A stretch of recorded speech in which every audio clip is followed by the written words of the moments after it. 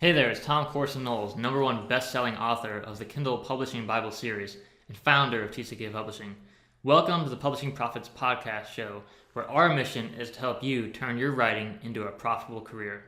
In today's show, we have a very special guest for you. His name is Hugh Howey. You might have heard of him. He's the New York Times best-selling author of Wool and the Wool series and several other novels and fiction stories. And Hugh is just an incredible guy. I mean, he's almost entirely a self-published author. He did have, his first book was published with a publisher. You'll hear his story in more detail in the show. But he's a guy who's sold more than 1 million books as a self-published author. And so he's just one of the most successful self-published authors out there. And he's just such a humble, down-to-earth guy. He really cares about his writing, his craft. He cares about his readers. He's just an incredible guy and incredibly humble.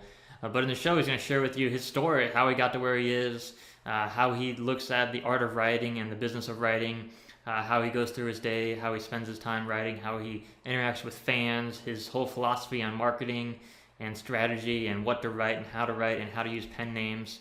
The guy just shares a wealth of information in the show today. So make sure you've got your pen and paper, get ready to take great notes, because you're about to learn how to make some serious publishing profits. Hey, Hugh, thanks so much for being with us today on the show.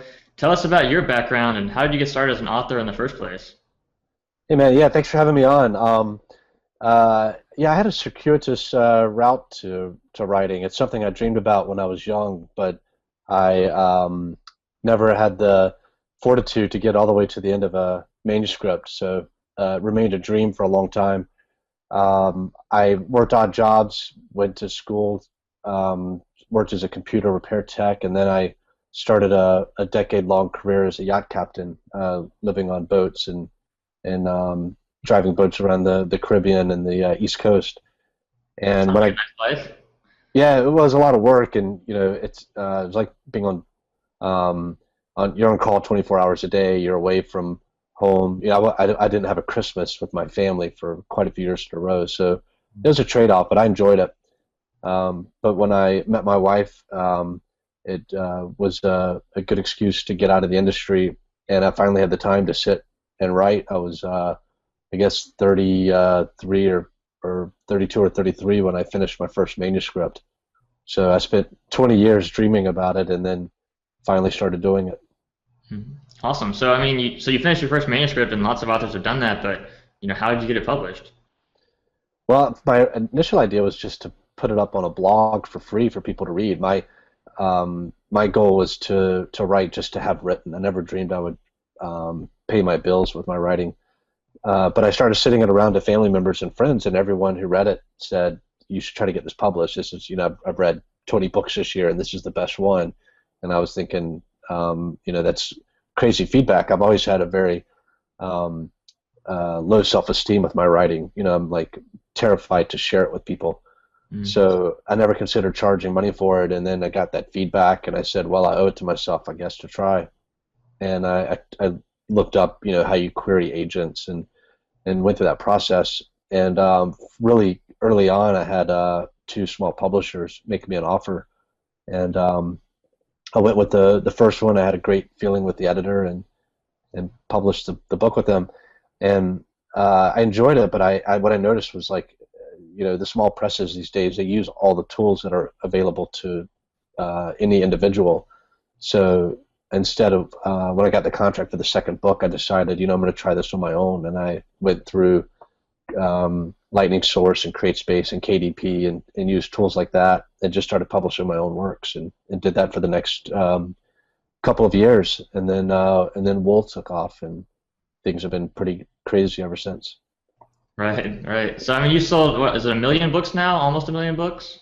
It's getting close to 2 million now. It's over 1.5 million. Wow, that's amazing. So you said, you talk about Wool taking off, and so that was kind of the book that launched your career, or at least launched you to the next level. Is that right? Yeah, and it was just a novelette. It was like a 40-page short story that really allowed me to quit my day job. That short story took off in October of 2011, so just a little over 2 years ago. and the demand and the reviews and the emails I started getting in, everyone was asking for more in this series. So I started writing what became the full collected work, and that went up the sales charts as well. And before the fifth and final part of that story was even out, I had to put my notice in at my day job because it was the demands on my time were getting pretty crazy, and I was earning more than I was making there. So I worked at a bookstore. My boss was really cool about it. We would watch the sales and the rankings together, and neither one of us could believe this was happening, and so it was a lot of fun. That's awesome. That's awesome. So you had your first book was a little book deal with a small publisher, and then now everything since then you've all been self-published. Yeah, I consider myself a self-published author, and everything I write, I self-publish first, but I've had publishers pick up work afterward, and I prefer it that way. I don't shop anything around beforehand. I give it straight to the reader, and then if the response is positive, maybe a publisher will pick it up. But that's not something it's not my design to try to get publishers to pick up my work, because frankly I do better self-published than I do with my traditional publishers. Now overseas it makes complete sense to partner with publishers because I can't handle translation rights and marketing in 30 different countries. So we do individual deals overseas, and I consider those my publishing partners. That's awesome. So you just said something that's probably shocked a lot of authors. I mean, you said you make more money self-publishing than with a traditional publisher. How does that work, and why? Well, I mean, for one thing, the royalty rate is so much higher, and the other is your visibility. Working in a bookstore was really illuminating for me. I shelved books, spying out one copy, deep in the aisle, and no one was looking for that book. And 3 months later, I would pull it off and return it to the publisher and stick another one there. And there was only a handful of authors who had end cap space and merchandising space. And every year there might be 6 or 8 authors who broke out, and even breaking out, it might mean they earned $20,000 or $40,000 for that year. So all of my friends who are traditionally published, a lot of them are New York Times bestsellers. They all have day jobs. Wow. We had a visiting writers series where authors came in and did talks, and I never met an author who didn't have a day job. And these were people who had won major awards and had New York Times bestselling titles to their credit. So that's why I never dreamed of making a living at this. It was always a passion for me. Working in a bookstore really tempered my expectations.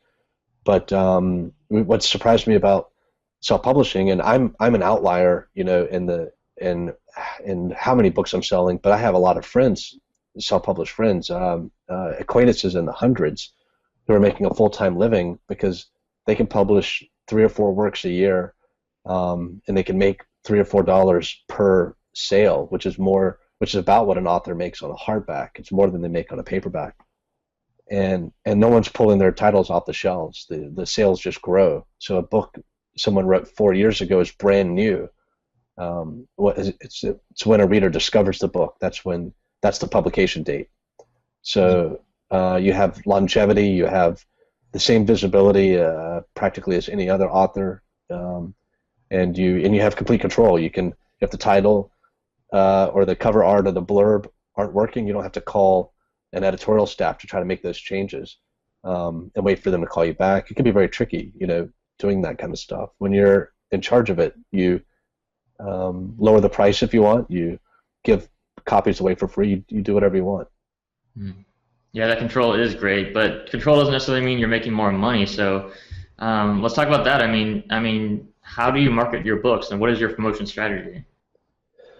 I do some marketing now, but when I was starting off, my dad used to give me a hard time about the fact that I didn't promote myself. I was so worried that if I stopped writing, I would never start again, and I was really pouring it on. Even with a full-time job, I was writing 2 or 3 novels a year, and I had this passion that I put off for so long, and I was really worried that getting away from the writing would make it difficult to come back to it.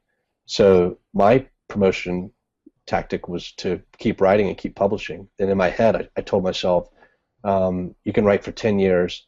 That might mean 20 or 30 novels under your belt, which is, John D. MacDonald and a lot of authors have had careers like that where they write 2 novels a year for 10 or 20 years and to develop a really nice backlist. And I told myself after 10 years, then I would take the works and market them. I didn't get that far before things took off, but it did allow me to concentrate on the writing and not worry about submitting to agents and getting rejection letters and resubmitting and tweaking the work to suit an editorial taste. Instead, I write the work, go through an editorial and copyright process, copy edit process until I'm happy with it, and then I get it to the reader and I start writing the next book the next day. Mm-hmm. And this is something I see from all the self-published authors who are having success, is they just keep writing, and they their promotional stuff is more of just interacting with their existing readership. I don't think you can find me anywhere out there asking strangers to read my work. It's not something that I think works well. I think people tune out when they see an author asking someone to read their work, or asking them to buy your work. It's totally okay to go to your family and friends and say, I wrote a book, will you please read it? Here's a free copy, and try to get some feedback. But for promotional efforts, my time is spent when I'm not writing, just interacting with the people who have already read and enjoyed my work. And those are the people who've come to me and said, man, I'm telling everyone about your books. And that's where the health of your career comes from, is from having those avid readers who promote you on their social network, not you promoting yourself. Right, definitely. You shared so much great wisdom just now, and I just want to repeat a few of those points. One of the things you talked about is just focus. Because you're only focusing on self-publishing, you're not worrying about what publishers think or agents think. You're not wasting your time on stuff that isn't going to make you money, because if you finish a book, the book's going to make you money, right? So you just focus completely on writing. And the second thing you talked about is long-term. You're looking 10 years in the future, and you're willing to write 20 books in 10 years and not make any sales. That's your long-term strategy. You're not concerned about making a full-time income right now, this month, this year. That was not your concern when you were starting out. Yeah, I don't think it should be anyone's. I think it's very difficult to have that as a goal, no matter how you want to publish. Most authors do not make a living on their writing. It could be just in the low thousands of people who are making a living writing fiction. That number has increased because of self-publishing. It's probably a lot lower than that 5 years ago. But it's like really enjoying basketball and saying, I want to play in the NBA. I think it's okay for people to have those dreams, but if you have them as expectations, there's a lot of room for disappointment. If your expectation is, I'm going to complete the books that I start writing, that's a healthy expectation. I'm going to get my books out there no matter what. So if I try traditional and I don't make it, I'm going to self-publish and make my works available and give them a chance. That's a healthy expectation. I'm going to sell 500 copies of this book in my lifetime. That's an ambitious goal, and I think that can be a healthy goal to reach for. And if you do everything correctly, you can aim for 500 and you might sell 5,000. And there's a lot of indies out there who are making a great living because they have a big catalog of stories. And when people fall in love with the writing, they read everything they've published. And with 1,000 fans, you can make a yearly wage if you can produce quality and quantity. Yeah, right. So I was just assuming you're talking about that article, 1,000 True Fans, which is a great article. I highly recommend. I'll post that in the show notes. But basically the idea is, look, if you are a serious author, creator, artist, and you only have 1,000 fans in the world, but they love you and they buy everything you put out, then all you need to do is just focus on doing what you love, creating new art, and you'll have a full-time income, because those 1,000 fans, it's not just that they're buying your stuff, but they're telling people about your work. Yeah, people, I get so much feedback from fans, you do way too much for your fans. I'll crash launch parties and just show up at people's houses or surprise readers out in public and coordinate with parents to get their kids in a bookstore and surprise them. And I pack up, and I was just at the post office earlier today shipping off books to people, and I still sign and do all these things that um, make make me happy and make readers happy, but make no financial sense. Um, the amount of time I put into it, it's only you can only do that because you enjoy it. Um, but when I get all that feedback, like, man, you're going a little overboard with the stuff you do for your fans. I don't think I don't think fans realize how beholden I feel to them. Like, I am so thankful. Everything that's happened in my life of my writing career is because of those very loyal, the first 1,000 fans. One of my favorite books that I wrote, iZombie, which is one I tell people not to read, but I wrote it really for my hardcore fans, and at the very end, it's dedicated to them, to the first 1,000. And I think as an aspiring author, the people to appreciate are not the random people you might lure into buying your book. It's that one reader that you already have. Concentrate on them and throw everything you can into them, and keep that attitude no matter how many fans you get. Mm-hmm. Definitely, that's great advice. So, I mean, how do you do that though? I mean, let's say you're a new self-published author, you've only sold a couple hundred books, and you get an email from a reader that says, "Hey, I love your book, it's amazing." What do you do with that? I respond to every email I get, and now it requires setting aside time every day to just sit and go through fan email. But from the first email I got from a reader, and when you start getting them from other countries, it's just such an honor. And I think you just have to express gratitude and realize that this is what our profession's all about. We're storytellers. We should really forget the medium and not think about books and print books and ebooks and audiobooks and all that. We're telling stories the way you and I are talking now. We're sitting around a campfire. We're sitting around the hearth. We're sitting over a meal, and this is how our profession got its start. And it's the only way to have that profession is to have an audience. So it's just something you have to remind yourself of every day. Like, you're just lucky to have one person. If your spouse will read your manuscript to completion, that's something to be really proud of, because there's a lot of people out there who write stories and can't get someone to even give it a chance and give it a read. Mm-hmm. That's great advice. Yeah, a couple things you've been kind of hinting at throughout this interview is that, number one, focus on what you can control on. Focus on what you can control. Like, you focus on writing books because you can control that, and you set healthy goals and expectations for yourself that you can control. Like, you can control if you're going to finish a novel or not, but you can't control if you sell 1,000,000 books. It's kind of outside your control. And then the gratitude. You're grateful for your fans. You're grateful just to be a writer. You're grateful just to have this ebook revolution that we're a part of. You're grateful just to be able to have different publishing options that you have. And even if you sell 5 books, you're grateful. And I think most people kind of think like, I'll be grateful when I sell 1,000,000 copies. But if you're not grateful right now, then chances are you never be. Like, the money's not going to make you happy if you're not happy right now with who you are and what you're doing. Yeah, and there's a lot of psychological studies to back that up. That there are very few things that can affect the long-term happiness. And it's kind of a sad. These studies are very sad when you look at the results, but even people, one of the things they look at are amputees, people who've lost limbs, and there's a brief period of depression, and then they go back to the same level of happiness they had before. And the same thing, the other group they look at are lottery winners. These are catastrophic events, both good and bad. But lottery winners have this sudden spike in happiness, and then they come back to their same affect. So it's more important, I think, to exercise as much control as possible over that baseline level of happiness, rather than thinking if you chase something down, that's going to affect your happiness. And it's something that I practice, and I recommend it to others, is enjoy the process wherever you are along it. The thrill of working on your first manuscript, the thrill of revising it. For me, I was thrilled to work in a bookstore and be around books all day and writing in my spare time with just a handful of readers, kids on the college campus who had recognized me and read my work. That would have sustained me for the rest of my life. Yeah, that's awesome. And what I'm getting from you is like, also, like, if you hadn't been so successful by now, like if you were only selling a couple $100s a month in royalties, I feel like you would still be writing just as much as you are now. You'd still be just as passionate about it.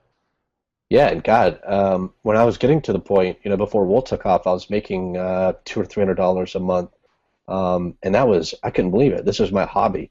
I have a lot of hobbies, and most of them cost money. I like photography.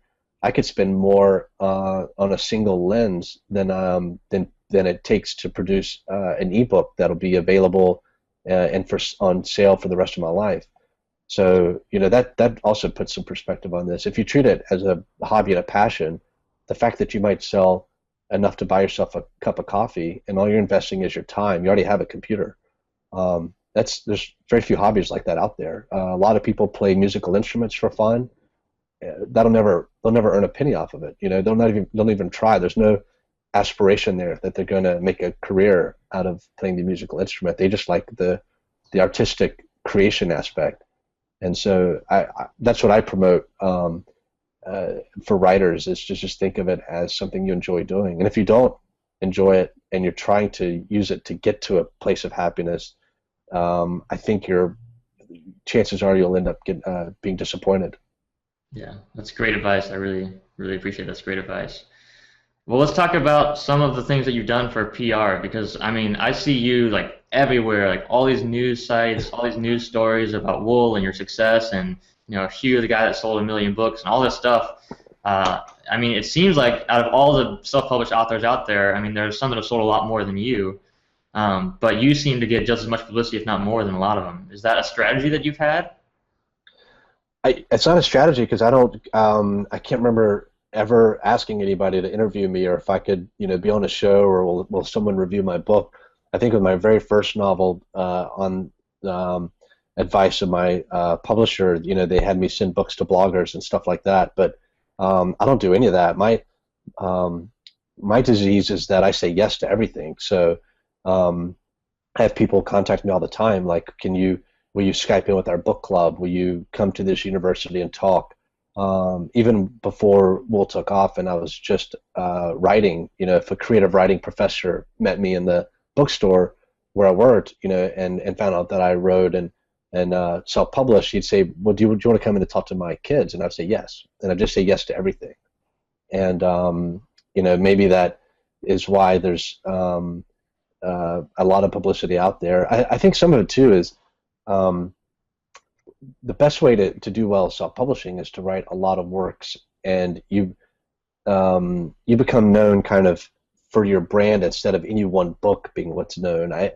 I've had an unusual career in that Wool has been such a huge success that people kind of know me for the book, and which is usually how it works in traditional publishing, where Ready Player One, and oh yeah, Ernest Cline wrote that, but you really think of the book first and then the person. And I've enjoyed a lot of notoriety because of how well that one book has done. So I don't know. It's hard to explain. I don't take any credit for this. I think people try to use me as like some example for self-publishing, but I always keep in mind that the reason the Wright brothers were the first people to fly was partly their ingenuity and their propeller design and all these things they did, but the main thing was that they were alive when horsepower was crammed into a light enough engine to take gliders, which people had already built, and be able to get them off the ground. So had they been born 50 years earlier, there's no amount of ingenuity would have gotten them off the ground. And 50 years later, someone else would have already done it. So I'm very cognizant of the fact that I'm very fortunate that I happened to be writing when this revolution started, and that my book happened to do well when it did. And a lot of these promotional opportunities just come up because of that, and it's just dumb luck. There's really no rhyme or reason to it. Honestly, I love that you just said that it's luck. I think that's true, and I think I see a lot of new authors who are self-published, and they'll say, like, how come I'm only selling like 20 books a month, and this guy's selling 5,000? Like, my writing's better than his, and I've been publishing longer than him, and I've got all these reasons why they think they should be more successful. But I mean, I told you, like, at the end of the day, there's so much luck involved. Like, you have no idea. Like, maybe they had one reader who read their book out of those first 20 readers who happened to have a blog with like 1 million followers and happened to write about it. and maybe you just didn't get that lucky. And Yeah. there's no way you can control that as an author. There's nothing you can do to control who's reading your book and what they do once they read it, other than, doing the best you can to write a good book and, obvious things like that. But at the end of the day, you can't control whether you sell 1 million books or 100. There's a lot of luck involved, and especially with the internet, you look at like a viral video, like how come on YouTube one video can get like PSY, like his music video, like 1 billion views? How come that can get 1 billion views, but like you could say much better music video on YouTube only got like 500,000 views? Like, why does that happen? There's a lot of luck involved. Yeah, there's a snowball effect. Once one thing develops ahead of steam, it's hard to slow it down, and it's hard for anything else to compete. Yeah, I think this is one of the most important things for authors to come to grips with, and it's very difficult to do because our ego is so intertwined with our work. Our material is us, and so if it doesn't do well, we feel like we're being snubbed, and it's a reflection on who we are as a person and who we are as an artist, and that's just not true. It's I think the expectations as a writer are similar to the expectations we take into our day jobs, which is if I show up every day, if I've been here the longest, I'm the most experienced, I'm the best at my job, I should get paid more. And that's not how it works with artists. There's a lot of nepotism involved. Maybe not some in the writing field, but in acting and modeling and a lot of these other fields, it's who you know and networking and all these other things. And with writing, it's just there's a lot of luck involved. And like you said, the one right reader might play a huge role and really help build momentum. I read stuff that's better than mine all the time. Every book I pick up, I feel is better than my book, and a lot of it is, most of it's not selling as well as mine, and there's a lot of soul searching that takes place there. There's just as much guilt on my end of feeling like my amount of success is outsized compared to my craft, and I celebrate and I try to promote other authors because I really want other people to have the same amount of success that I'm having, especially when I think oftentimes they're more talented than I am. Mm-hmm. Yeah, that's just the world that we live in. I mean, you're gonna have some people that just sell millions and millions of books, and some people that sell very little. And once like when where you are now, like you cannot stop your books from selling. Like the only thing you could do to stop your books from selling is like unpublish them, right? Right. Whereas like a new author, and they don't have any followers yet, like they can't. There's nothing that they can really do to change that, except taking one step and one step and one step in the right direction. So I think that's just the world that we live in. Is that there's going to be some people that are just incredibly successful, and success builds on success, and there's a lot of luck involved there. But like you mentioned before, there's a lot of things that we can focus on. I mean, we can focus on our attitude. We can focus on how often we write and how many books we finish and how good they are, and how much we study the craft and how much we love what we do and how much we give back to our fans and appreciate them.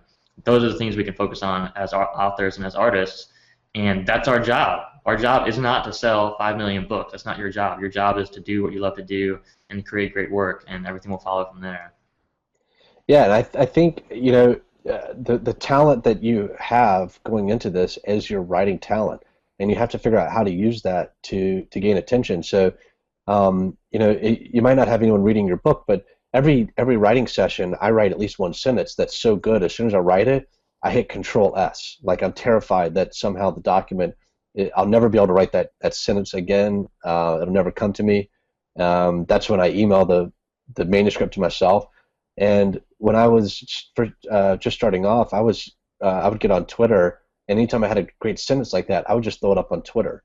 And I wouldn't look at it again to see how many people looked at it or care that I had like 2 followers and one was my mom or any of that. What was important is that I was taking the only talent that I felt like I had, which was my writing talent, and I was broadcasting it. And I think you see a lot of authors, really struggling with how do I get my name out there. If you can't do it with your writing, we have no hope. That's our bread and butter. So your Facebook posts, your blog, write on your blog every day as just as relaxation. That's an extension of your writing. And don't worry that no one's reading it, but write something so good that if one person read it, they would share it on Twitter. And if it's not that good, the next day try to make it that good, where if one person read it, they would have to share it because it's so profound and so insightful, so funny. The photography that you take on the side that you include with it is so illuminating. There has to be some skill or talent you have that moves another person, that stirs their soul. And if you don't have that, it doesn't matter how many books you write. You've got to have that in your work. And if you have it in your work, you have to share fragments of it everywhere that you can, and just trust that that will build some sort of sustainable momentum. And that's the attitude I went into it with. Like I just knew that if I kept writing, I would write something that someone would like enough to tell a friend about it. And that's where things start. That's a great idea and a really great tip to share, your best lines, your best work on Facebook and Twitter, on your blog. And that's the cool thing about Amazon is you can go on Amazon and look at books like Wool and look at all the parts that people have highlighted on their Kindle readers. And if someone highlighted it, it means it stood out to them. It means it made an emotional impact. It means they wanted to remember it. And you can look at your own books and go to your own books on Kindle and see what your readers are outlining, underlining, and what they love about you, and then take those messages and tweet them, expand on them, and learn from that. Because, honestly, when I write my books, I don't know which parts are great and which parts aren't, But then sometimes I'll get a reader that will send me back something I wrote, and they're like, "This is the best thing I've ever heard in my life. It changed my life." And so let's take that message and use that message, to attract more people to you and your work. Yeah, that's a wonderful summation. I think another thing, when I do a lot of post hoc reasoning, I look back on what worked and try to figure out why it maybe worked, and I know you can't replicate success. You can't say, well, these are the steps someone took, therefore if anyone else does it, the same results will occur. It's too chaotic for that. But I do think we can glean something from looking at the path that we took to get where we are. And one thing that I focused on was never being a salesman. Never, when I'm on panels, I don't sit there and hold my book and tell people you should buy this. I try to be as helpful as I can and say what I think the audience would enjoy hearing and be entertained or maybe learn something from. And if they want to read my stuff, they have to do a little bit of legwork on their part to make that happen.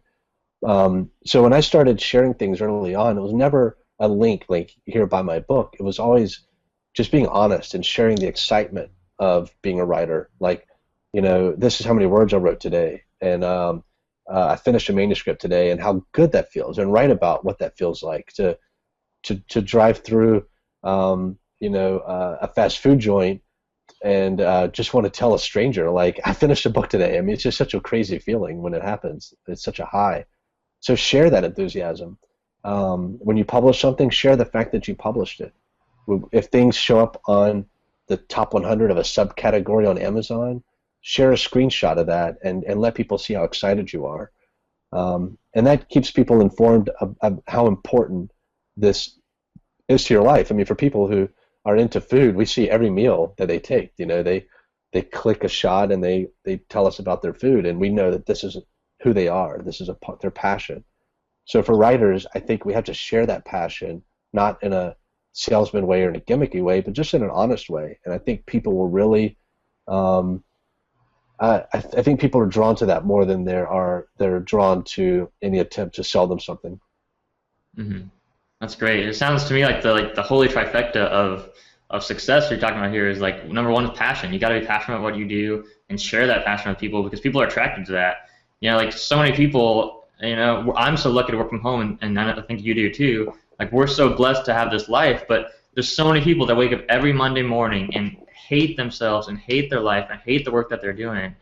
And when they see someone like you who's just fired up about what they do, I just finished my novel, I wrote it in my PJs at home, I'm so hyped, I'm so excited about it. They see that passion, and it doesn't even matter, they might not even like what you write, but they're just attracted to that, and they're attracted to you because of that passion. And then number two is you're really humble. I mean, you can be really successful, but if you're kind of a pompous jerk, then people are not attracted to that. But if you're just a humble guy and saying, yeah, I sold 1 million books, but I was just got lucky. I love what I do. That's incredible humbleness, and people like that too. And then the last one is that you really care about your audience. I mean, you like really, really care about your readers. You go and like out of your way to help your readers be successful, or help your readers be happy, or make them happy, or do whatever you can to please them. And that's another big thing too, because I think a lot of writers either tend to just write for themselves, or when they look at their audience and they get a bad review, they'll say, "Oh, that person's just stupid. They must just not know what they're talking about. I'm obviously the best writer in the world." And we all think we're the best writer in the world, and that's fine. But at the same time, you really have to care about your audience and making them happy. Yeah, I totally agree. And that, and it's important to getting feedback and looking at reviews. It's critical to be able to look at a review that has negative things to say about your writing that you can improve on, and incorporate that and learn from it. It's also important to read the positive reviews and know what you do well, and make sure that you continue to do that, and that you strengthen those facets of your craft as well. It's easy to read one bad review and have it make you so down that 10 good reviews won't counter that, and that's, I think, human nature, and we have to guard and fight against that tendency. But we live in an amazing age where it used to be and I think it's fine for writers to write just for themselves. There's nothing wrong with that. It's like sitting in a bedroom with a guitar and strumming because you're making music and it's beautiful, and writing for that purpose is very pure, and I love it. But what's great when we're writing for an audience, there's no middleman anymore. There doesn't have to be anyway. In my case, there's not. Where we're writing what we think our agent or our editor or our publisher will enjoy. I'm with Random House in the UK, and I love my editor there, and he's terrified of what I might write next, because it might be so different from what I last wrote that they won't be able to do anything with it. So I see what the pressure is like for a traditionally published author, where someone wants you to write the next thing, and it needs to be related to the last thing so they can continue to compound sales. But for me, I'm writing for myself and for the reader, and that means, I go from young adult to horror to romance to contemporary fiction to literary fiction. I write whatever I want, whatever makes me happy, and whatever I think readers might enjoy. And I think we do our best writing that way, but we also stay engaged and excited about our writing, and we get up in the morning looking forward to writing, when we're keeping that audience in mind. That's great. So you just said you write in all these genres. I mean, how does your audience stay with you? If, you're writing a romance novel and your next one's a horror story. Like, is that the same audience, or is it totally different? No, a lot of it's the same. And I haven't published. I'm working on my first romance novel, and I haven't published it yet. So it'll be interesting to see how that goes. But yeah, I've got from very clean young adult to horror that I tell people not to read. It's so bad, and then short stories, and I write. I've got a piece of fan fiction that I've completed, and for me, I have to be happy with what I'm writing, and that requires variety. And I'm always shocked when I meet readers who I know are meeting me, at a signing because of Wool, and then they say, God, my favorite thing of yours is The Hurricane, or when are you going to write another Molly Fight series? And I'm always shocked, like, oh, you read that too? And they're like, yeah, I love that. And I think it's taught me a lot about, like, not using pen names, and really, you're the brand as the author, and if readers enjoy your work, they enjoy your style, they'll branch out more than publishers give them credit for. Readers will try different genres, and so that's that's one of the huge benefits of being in charge of my own writing schedule, and my and picking what I want to work on next.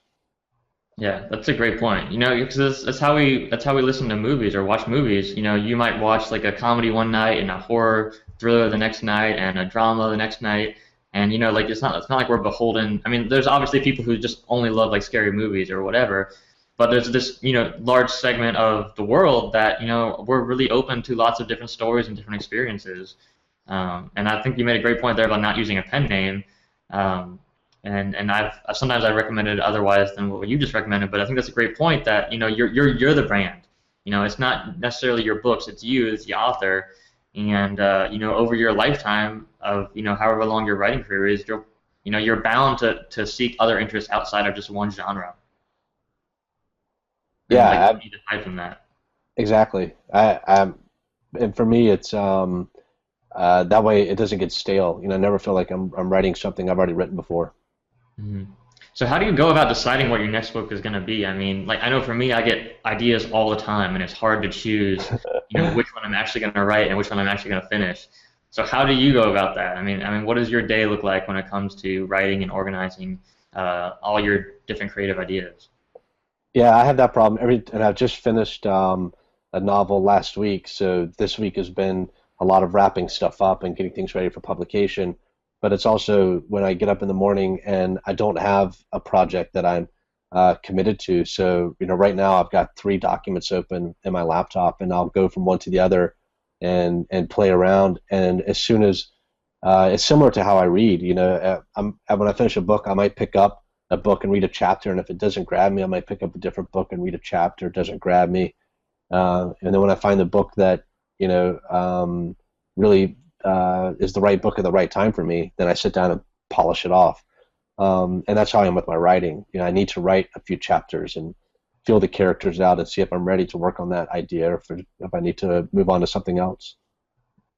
That's great. It sounds like you're just so relaxed about your entire business. You're like, I don't really do that much for promotion, and I don't really care which novel I finish first. I'm just going to write them as I feel like it. And, that's cool to see that attitude because I think a lot of people get really serious about the business of writing, and sometimes we do things that aren't really what we want to do, but we think we need to do it that way in order to be successful, in order to do whatever.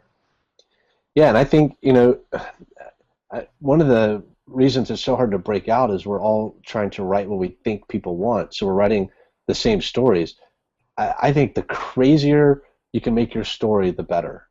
Just write something that has never been written before, and turn genres on their heads. And you used to have to write to make sure the book fits somewhere in the bookstore, and agents and editors would turn down great writing because they would say, we're not sure how we would market this, which means we don't know where we're going to shelve it.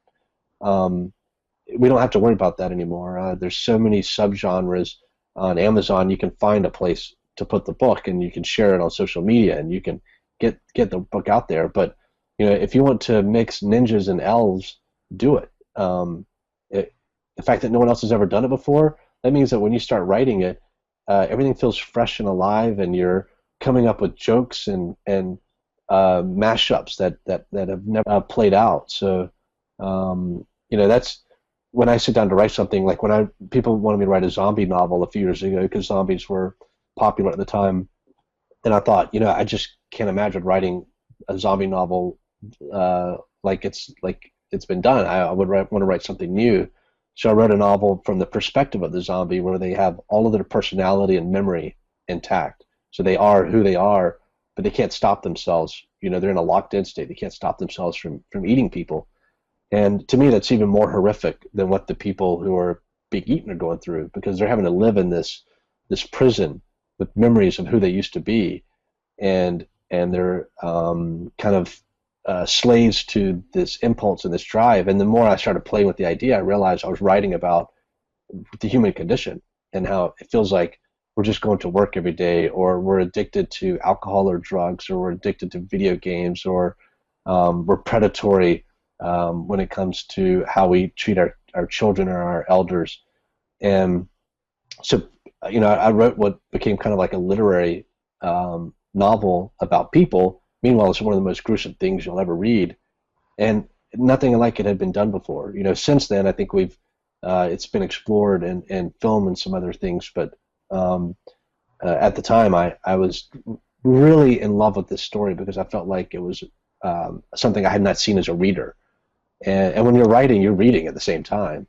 And if you feel like you're rehashing something, you won't be excited about it. So that's a big piece of advice that I give to people, is to write what you feel like is missing as a reader, what is not on the shelf. Write that. That's great advice. Well, you just talked there about making that connection to the human condition and the message that you had in that story. Do you write all your stories to have a message to them, or is there kind of a mix between just writing for fun and including something that can also kind of inspire or educate or change people's perspective on the world? Yeah, everything I write has some philosophical backbone to it that all the rest of the sinew and muscle connects to. I most of my reading is nonfiction. I read the newspaper every morning, and I read psychology and philosophy and history and things to learn about the human condition, and that informs my fiction. And it also prevents me from adopting um, fiction styles, and the voice of other authors. Nonfiction, when done well, doesn't have as much of a voice and style. It's just a clear and concise content. So yeah, when I sit down to write a story, like, to me, Sand is a story about lawless states, and Wool is a story about totalitarian states, and so current events and the way the timeless nature of the human drama, that serves as the core of all my stories. You don't have to know it's even there. I do that to entertain myself. It's like a Pixar movie. You can watch it for the surface humor, or you can watch it for the deeper thing that I might have to say about the world that we live in. And I've always appreciated that about Pixar films and about a good Jonathan Swift story. You can read it on either level. Kids can be entertained by Gulliver, and the people reading it who know British politics can understand what Jonathan is making fun of. And I try to do that with my own writing, not because I think it's important for readers to pick up on it, but because it entertains me and keeps me engaged with the material. Mm-hmm. That's great. That's great. So let's switch gears a little bit. Let's talk a little bit about your team, because you're primarily a self-published author. So you've got to do all the stuff that a traditional publisher does to some extent. So do you have a team around you that helps you get your books edited and the cover design and all the publication? How does that work? Yeah, I do now. I didn't at the beginning. When I first started, I did all my own cover art. My editing was my mom and my wife helped me with my editing, but I did all the pagination for the print and the ebook. I just taught myself everything, and I recommend learning as much of that as you can, even if you hire someone to do it, so you know what they're doing and you know what's involved.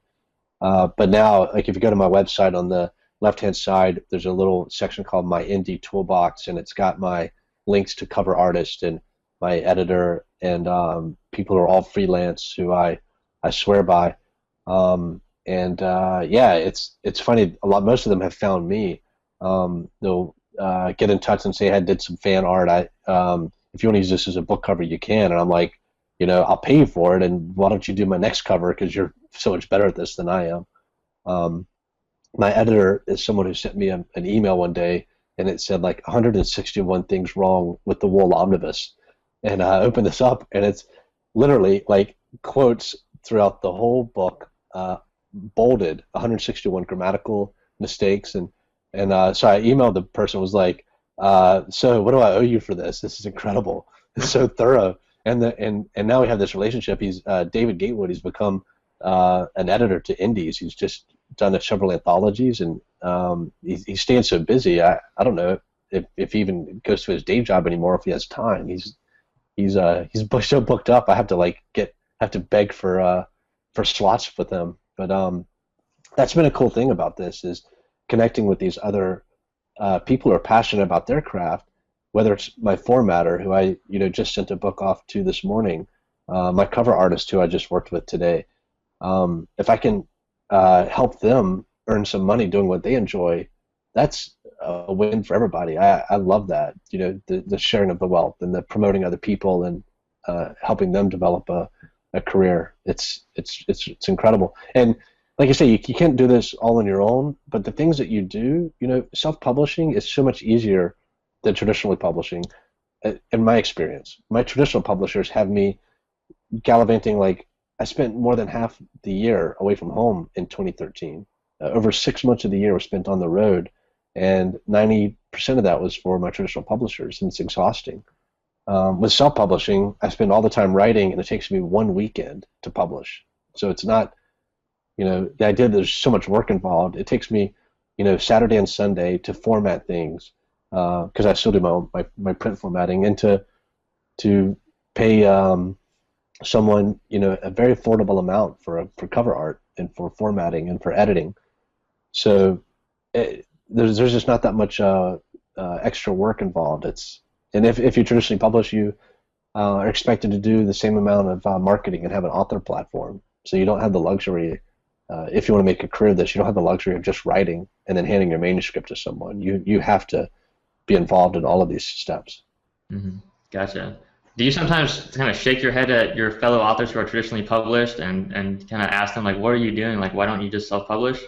Or do you think that there really are huge pros and cons to each one, and that there's definitely space for both in the future? Oh, there's definitely space for both, and I think publishers will make their I think they'll treat authors and their contracts will improve to the point that it's a more difficult decision than it is for people now. I have a lot of friends who are traditionally published, and there's no part of me that judges them. Everyone's got to figure out their own path. The reason I'm one of the great reasons that I'm pro self-publishing is because it's worked for me and a lot of people that I know, and so we take our biases and our anecdotal evidence into whatever we do. The people who've had a successful career, traditionally published successful career. They attach their success to their route as well, and so they take that bias into that conversation. Having done both now, I definitely have a preference. And if I have some friends who are traditionally published who are watching what I'm doing, and they're very curious because they're unhappy with certain things about their contracts, where they can only publish one book a year, and they're locked into a genre, and so they're kind of peeking over the fence, like, man, it seems like you're having a lot of fun over there, and you're doing very well, and you've got fans, and you're basically doing what I'm doing, but you're in charge. You're not clocking in with someone else. You own your own small business rather than working for a corporation. And if they want to, when they bring stuff up like to me, I love discussing it, but no part of me says, like, yeah, you're crazy for doing it your way, you should do it my way. My brain turns off when I hear people say, like, my way's the only way. What I do advocate is that I think starting a career off self-publishing is a much better way to get started than submitting query letters to agents. I mean, get your work out there and start writing the next thing, and do that, because your fifth novel is going to be the one that has the quality you need to gain attention. And I don't think rewriting the same book 5 times is the best way to get to that fifth novel. I think you're much better off practicing, publishing, working hard, improving your craft, and trusting that 10 years down the road you'll have something of merit. Yeah, I think that's a great point. But I've also heard a lot of authors say that, if I self-publish my book, traditional publishers will just ignore me. They won't want to look at me. Is that true? No, that might have been true. Maybe it's 2 years ago that I was saying on a forum that the future of publishing would be that you self-publish, you build up a readership, and then agents and publishers come to you, and that idea was laughed at. And just 4 months after I started espousing this, which just seemed logical to me, looking at the tools, what was happening in other industries, like the way people were being discovered on YouTube for their music, the way photographers and artists, the way models are discovered, the way indie filmmakers rise up through the ranks. I thought this will happen with literature. The technology is now here. And so about 2 years ago, that stopped being true. Now, I can see books in my in the back of my webcam here that were self-published that are now published by, Simon & Schuster picked up Wool, and we did like the first Big Six publishing deal ever, where they only bought the print rights and I kept all the digital. And the reason I had that kind of leverage was because I was already a bestseller. I was on the New York Times bestseller list. I was making more money than they could offer me as an advance. So I was turning down 7-figure offers from major publishers for Wool because I was already earning a living at it. And I'd much rather be in that situation and have a slow, organic growth than have publishers give you a huge advance that if you don't earn out, that kills your career. So yeah, going back to your question, I think you want to pick the the path that leaves you the most options open. Self-publishing used to be the least open path, the most restrictive, in that once you self-publish, no one would ever touch that book. You just took all your options off the table. That's no longer true. Now you can self-publish, and you have all your options are still open. If you sign a contract and traditionally publish, they have the rights to that book for practically the rest of your life. You know, the out of print reversion clauses are so laughable that you're not going to get the rights to that work back. So now you've precluded yourself. You know, maybe in 10 years, traditional publishing is in the tank, and indies represent half or 70% of the market. You've taken that option off the table forever. You'll never get those rights back, and I think that's terrifying. And it means that the old the way we weighed these decisions has inverted. It used to be if you traditionally publish, you still have options. Maybe you can get your rights back. That's no longer the case. It's so difficult to do that, and it's no longer the case that self-publishing closes off your options. So I really think that's a huge sea change in the last 2 years that we don't really appreciate, that one of these has more liberty behind it than the other. Yeah, well, thank you so much for sharing that perspective. I really appreciate that, because I know I've heard a lot of people struggle with that same dilemma. You know, I want to self-publish, but I feel like it's not going to. I feel like it's going to ruin my career. But you're saying no, it's the best thing you can do for your career because you have more options now, and you're going to be able to earn income as you start to self-publish. And even if you're just selling a few copies, it's better than you can. You know, they'll accept that at Starbucks for a coffee. They won't take your rejection letters and give you a croissant or anything. You know, and most people who take their craft seriously. This is another huge thing for authors to understand. The path you choose will not affect the quality of your work appreciably. If your work will not satisfy readers, it's not going to satisfy an agent who's reading through the slush pile, who's even more discerning than a reader. They're less forgiving than the reader. So if you think that your rough draft is going to somehow get picked up by an agent and they're going to mold it into a bestseller, that's just not how it works. I mean, imagine what reading a slush pile is like for an agent. It must be grueling.